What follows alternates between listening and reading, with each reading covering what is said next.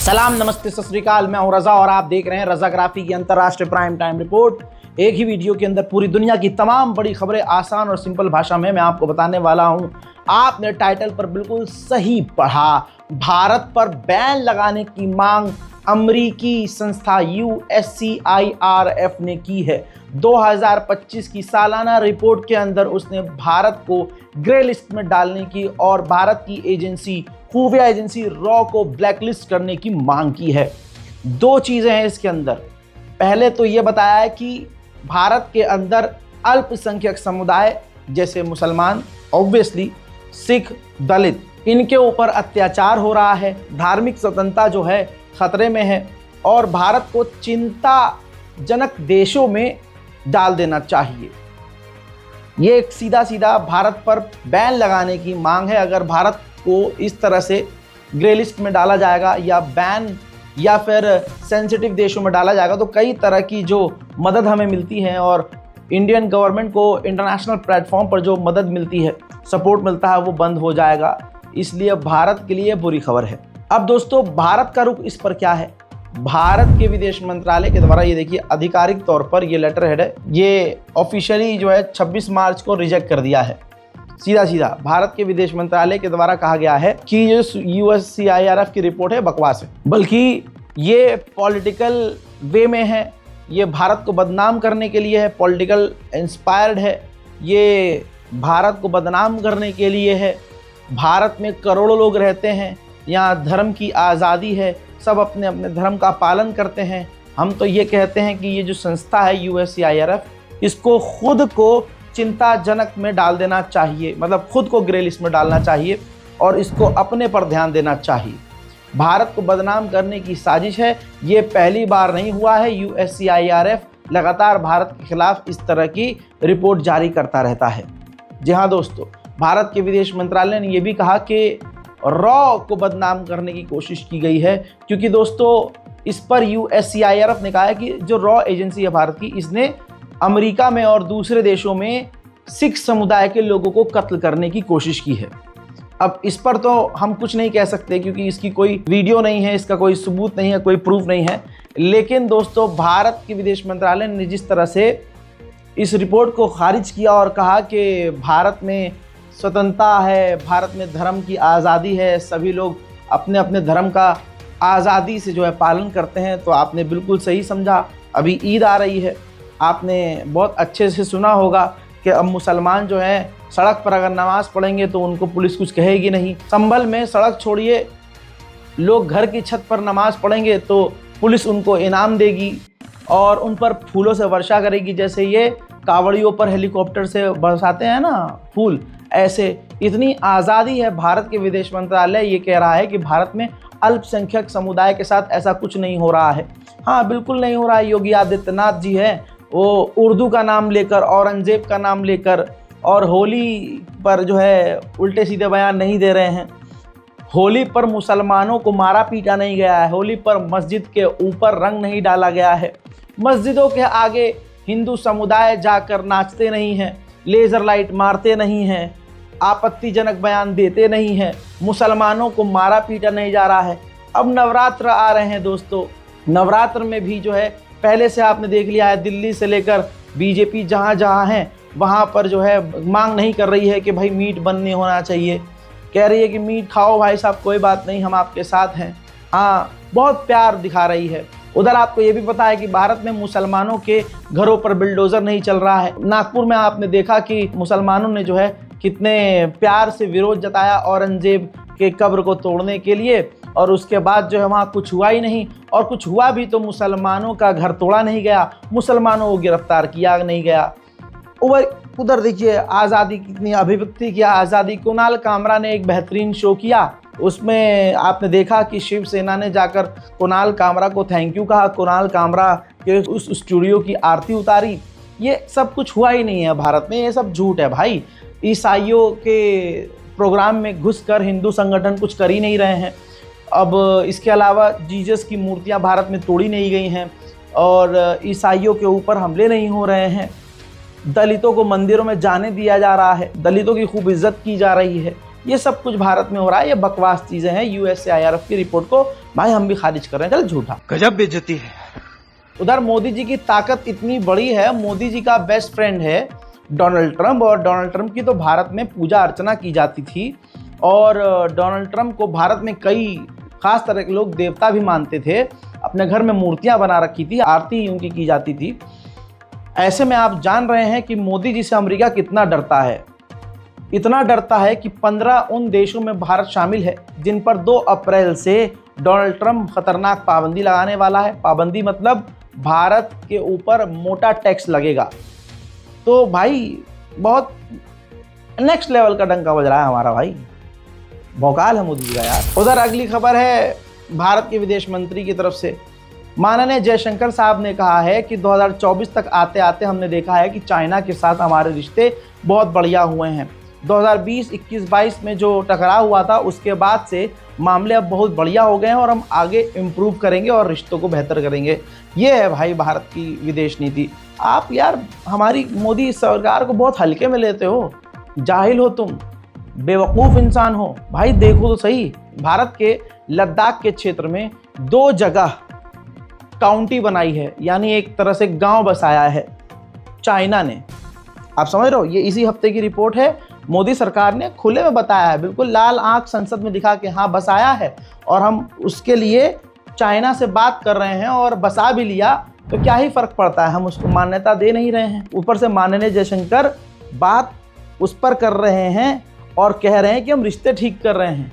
अब देख रहे हो मोदी सरकार की ताकत, देखो भाई साहब हमारी ज़मीन पर कब्जा कर लिया, लेकिन उसी शैतान से, ड्रैगन से बात कर रहे हैं हम। बात क्या कह रहे हो, जंग लड़नी चाहिए? अबे पागल हो क्या?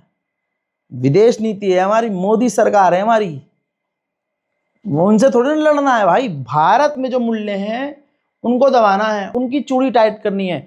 इसीलिए तो हिंदू उनको वोट दे रहा था। तुम यार टेक्निक नहीं समझ रहे। अब नई चीज देखो, एक तरफ भारत के विदेश मंत्री कह रहे हैं कि जी हम चाइना से बात कर रहे हैं, दूसरी तरफ लद्दाख में जिस जगह पर चाइना ने कब्जा किया है वहां पर इंडियन आर्मी की नई बटालियन तैनात हो गई है। तो अगर बातचीत चाइना के साथ बहुत बढ़िया चल रही है तो सेना तैनात क्यों हो रही है? और अगर सेना तैनात हो रही है तो इसका मतलब हमारे चीन के साथ अभी संबंध सही नहीं है। तो इसमें झूठ कौन बोल रहा है? हमारे संबंध ठीक हो रहे हैं या खराब हो रहे हैं भाई? लेकिन नहीं, झूठ मैं बोल रहा हूं भाई, पत्रकार झूठ बोल रहा है, गवर्नमेंट झूठ नहीं बोल रही है। उधर रूस के राष्ट्रपति व्लादिमीर पुतिन भारत आने की तैयारी कर रहे हैं। रूसी विदेश मंत्रालय के द्वारा बताया गया है कि भारत आने की तैयारी की जा रही है। दोस्तों आपको पता है ना, हमारे मोदी सरकार ने, हमारे मोदी जी ने एक फोन पर रूस और यूक्रेन की जंग रुकवाई है। फाफा ने जंग रुकवाई है भाई। ट्रंप तो हमारे मोदी जी का काम अपना नाम कर रहा है। जंग तो बहुत दिन पहले रोक दी थी मोदी जी ने। मोदी जी ने धमका दिया था, भाई ओ पुतिनवा जंग रोक दो, हमने कह दिया रोक दो। अब रुक गई है जंग, हो थोड़ी ना रही है। और ट्रंप बकवास कर रहा है भाई। ट्रंप की वजह से नहीं, मोदी जी ने पुतिनवा को धमकाया था, उसके बाद ये इसीलिए तो बताओ पुतिन कहीं और नहीं जा रहा है, भारत आ रहा है। उधर दोस्तों भारत की हथियार बनाने वाली कंपनी DRDO ने नेवल मिसाइल का सफल परीक्षण किया है। इससे भारत की नेवी को ताकत में बढ़ोतरी होगी। 3, 2, 1 नाउ। उधर इतिहास में पहली बार पाकिस्तान के अंदर चाइना ने अपनी प्राइवेट मिलिट्री तैनात कर दी है चीनियों को बचाने के लिए। वहाँ चीनियों पर हमले हो रहे हैं और हालांकि पाकिस्तान की आवाम इस चीज़ को एक्सेप्ट नहीं कर रही है कि हमारे देश में किसी और की सेना क्यों तैनात होगी, लेकिन पाकिस्तान की गवर्नमेंट कुछ कर ही नहीं सकती क्योंकि पाकिस्तान के अंदर चाइना के लोगों के ऊपर बड़े हमले हुए हैं। इसके अलावा पाकिस्तान और चाइना कंटिन्यू बात कर रहे हैं कि पाकिस्तान के अंदर जो चाइनीज़ इंजीनियर और चाइनीज़ अधिकारी हैं और चाइनीज़ जो लोग हैं जो वहाँ किसी प्रोजेक्ट के तहत रुके हुए हैं, वहाँ रह रहे हैं और काम कर रहे हैं, उनको कैसे बचाया जाए क्योंकि उनकी जान को बड़ा खतरा है। भाई साहब चाइना और पाकिस्तान भारत के लिए एक मोटा खतरा है। भारत का अटैक हेलीकॉप्टर प्रचंड हेलीकॉप्टर जो काफ़ी खतरनाक है, जो पाकिस्तान के छक्के छुड़ा सकता था, ऐसे में उस प्रचंड हेलीकॉप्टर को टक्कर देने के लिए मास्टर प्लान पाकिस्तान ने बनाया है। इसके लिए पाकिस्तान चाइना से Z-10ME नाम का लड़ाकू हेलीकॉप्टर लेगा। सिर्फ इतना ही नहीं, उस चाइना के लड़ाकू हेलीकॉप्टर के अंदर तुर्की की मिसाइल और हथियार इंस्टॉल करेगा, जो भारत के लिए अच्छी बात नहीं है। उधर पाकिस्तान में आतंकी घटनाएं कम ही नहीं हो रही हैं। पाकिस्तान के ग्वादर में एक बस के ऊपर बलोच लोगों ने अटैक किया और उसके बाद 6 को मार दिया और 3 को किडनैप करके ले गए। दोस्तों, चाइना के कई सारी कंपनी और ग्रुप के ऊपर अमेरिका ने पाबंदी लगाई और इस पाबंदी में पाकिस्तान की कई कंपनियां और पाकिस्तान के भी कई सारे ग्रुप लपेटे में आ गए हैं, क्योंकि वो चाइना की कंपनियों के करीब थे। पाकिस्तान की आर्मी चीफ के ऊपर बैन लगने वाला है। अमेरिका ऐसा बिल लाने वाला है, कल के अपडेट में मैंने बताया था, जिसको पाकिस्तान की गवर्नमेंट ने रिजेक्ट किया और कहा कि इस बिल की वजह से पाकिस्तान और अमेरिका के रिश्ते खराब हो जाएंगे। हजरात, उधर बांग्लादेश को भारत ने भाव नहीं दिया। बांग्लादेश का एक रिवर प्रोजेक्ट है, वाटर प्रोजेक्ट है, तीस्ता प्रोजेक्ट, वो भारत के साथ बांग्लादेश चाह रहा था कि वो बनाए और वो प्रोजेक्ट भारत को दे। मोदी सरकार से बात करने की कोशिश की जा रही थी, लेकिन भारत ने भाव नहीं दिए, जिसके बाद अब उस प्रोजेक्ट का ऑफर लेकर बांग्लादेश के प्रधानमंत्री यूनुस चाइना की तरफ रुख कर रहे हैं। सबसे बड़ी बात यह है कि अंधभक्तों को उनके पिताजी सूद देते हैं, उनको पता नहीं चलता। अंधभक्त हिंदू मुसलमान सड़क पर कर रहे होते हैं और पिताजी जो है बिहार में जो है सौगाते मोदी के नाम पर ईदी बांट रहे होते हैं मुसलमानों को, और बीजेपी की जो सीएम है दिल्ली की माननीय सीएम, वो जीतने के बाद इफ्तार पार्टियों में जा रही होती हैं और प्यार की बातें कर रही होती हैं, सौहार्द की बात कर रही होती हैं। ऐसे में ये बेचारे सड़क पर पड़े रह जाते हैं। ऐसे ही एक और बार लताड़ दिया है मोदी जी ने, इनकी लाल कर दी है। असल में जहां हिंदू अल्पसंख्यक है बांग्लादेश, और बांग्लादेशी हिंदू के नाम पे भारत में बवाल और रौला इन्होंने काटा, खूब दबाकर बवाल काटा, और बांग्लादेशी मुसलमानों के नाम पर भारत में मुसलमानों को पीटा गया और रौंदा गया। उसी बांग्लादेश को भारत ने, प्रधानमंत्री जी ने चिट्ठी लिखी है, रिपोर्ट आपकी स्क्रीन पर। बांग्लादेश की आज़ादी के दिन पर प्रधानमंत्री मोदी ने खुद लेटर लिखा है मोहम्मद यूनुस को और कहा है कि हम बांग्लादेश के साथ हैं और बेहतरीन रिश्ते चाहते हैं और हम कमिटेड हैं बांग्लादेश की आज़ादी के लिए, और उसकी आज़ादी में हम उसका साथ दिए थे और आगे भी देते रहेंगे। लेकिन हम चाहते हैं कि बांग्लादेश के साथ हमारे रिश्ते बेहतर हों और हम मुबारकबाद देते हैं। मैं मुबारकबाद देता हूं बांग्लादेश की आज़ादी के लिए और हम चाहते हैं कि आपका देश तरक्की करे। मोदी जी के भाई, मोदी जी के दोस्त अदानी ने बांग्लादेश को बिजली देना बंद कर दिया था। अब हिंदू पता नहीं क्या करेंगे। बांग्लादेशी हिंदू के नाम पर बवाल काटने वाले हिंदुओं को बता दूं कि मोदी जी के दोस्त अदानी ने दोबारा से बांग्लादेश को बिजली देना शुरू कर दिया है। बांग्लादेश पत्ते पे पत्ता फेंक रहा है। बांग्लादेश ने देखा कि भारत भाव नहीं दे रहा है तो चाइना की तरफ चलते हैं। अब जैसे ही बांग्लादेश के प्रधानमंत्री यूनुस का प्लान बन गया कि चाइना के करीब होंगे, तो अमेरिका की भाई साहब खुशी हो गई।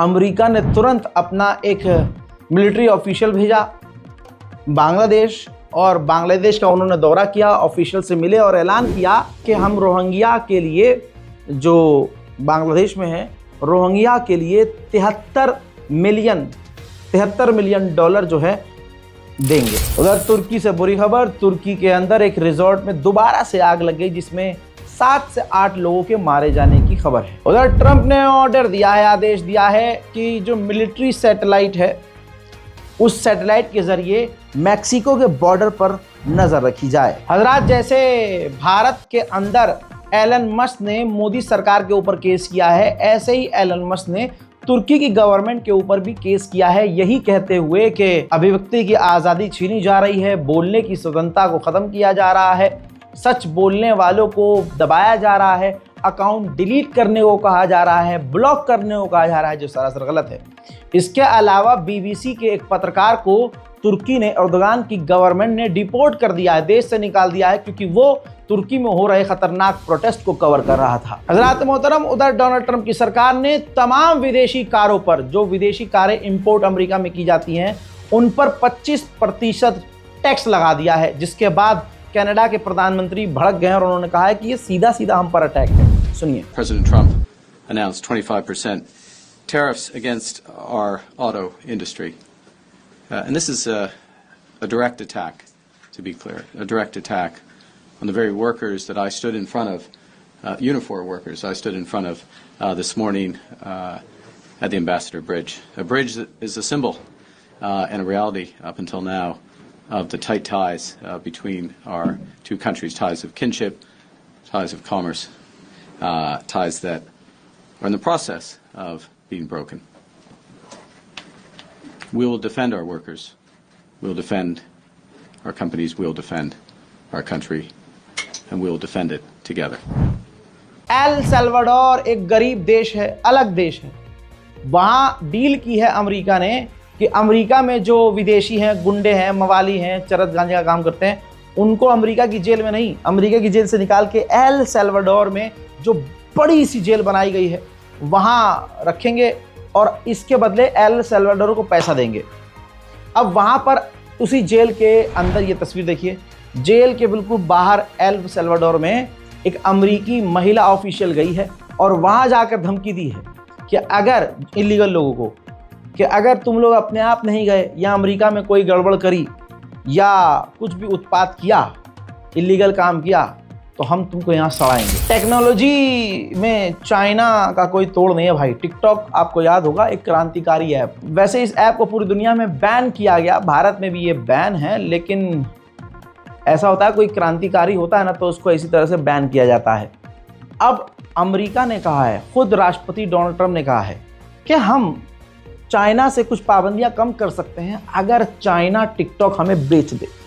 तो अगर टिकटॉक बुरा है, गलत है, खराब है, तो ट्रंप तड़प क्यों रहे हैं टिकटॉक खरीदने को भैया। उधर सऊदी अरब के अंदर अगले ही महीने टेस्ला लॉन्च हो जाएगी।